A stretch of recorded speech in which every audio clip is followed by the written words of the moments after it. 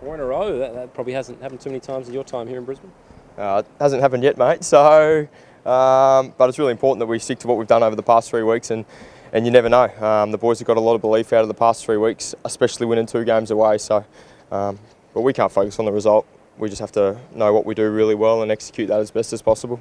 What's been your perspective on the last few weeks? Fags was just talking about how you can sense belief in the group for the first time in a while, genuine optimism, all that sort of stuff. Like, people are jumping on now, believing all the improvement that you guys have been saying has been happening out there, seeing the wins. Yeah, absolutely, and I think that confidence is just growing every week.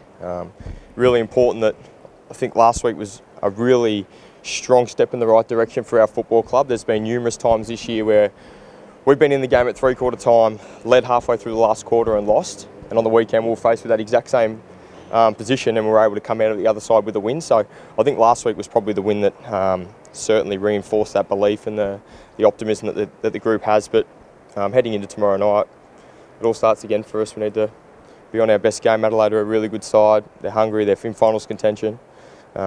We need to be there.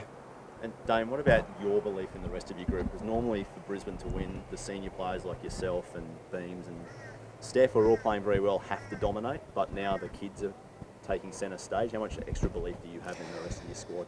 Yeah, it's really nice seeing these kids develop every week, growing more confidence.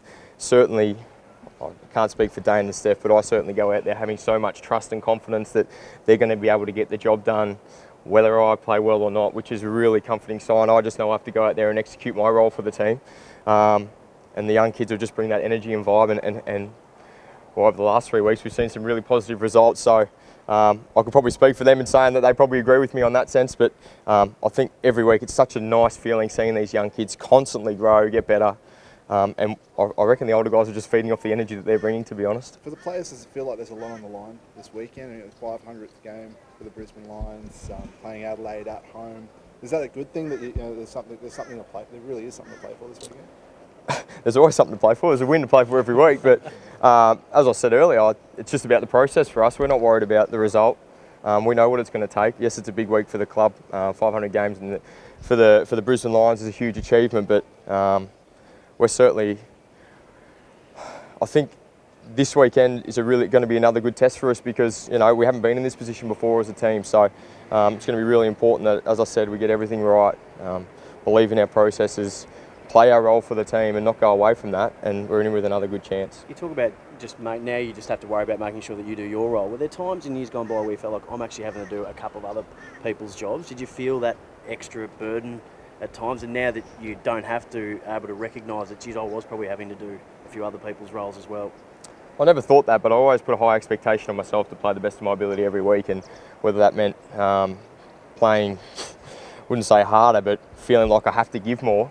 It's certainly a nice feeling knowing out there that now I only have to go out there, execute my role for the team. We're a really good chance of winning. So I don't think it was a burden by any means. I just think it was an expectation that I put on myself, as most players in the competition do. They always want to go better and better every week, and I'm no different to that. Tink, what about the younger players?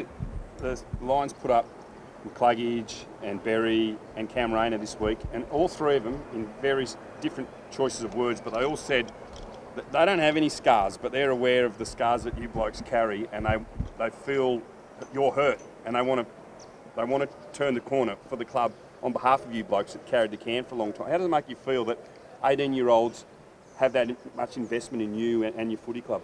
I think that just shows the position that the club's in at the moment. We've got 18, 19-year-old kids who really want to do more than what they probably most kids at other clubs don't have to do. Yeah.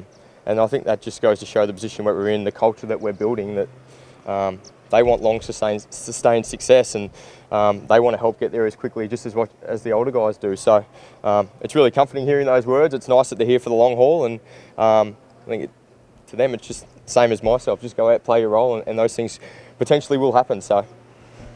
Dayne, one last question for the Lions TV, sorry. We're welcoming 50 citizens on the weekend from 21 different countries before the game. How special do you think that is? It's a fantastic initiative by the club, and I think it's a fantastic opportunity for those people to get out and experience the game of AFL football. Not sure if many of them have before, so I think it's a great initiative what we're doing, and hopefully we can put on a bit of a show for them as well.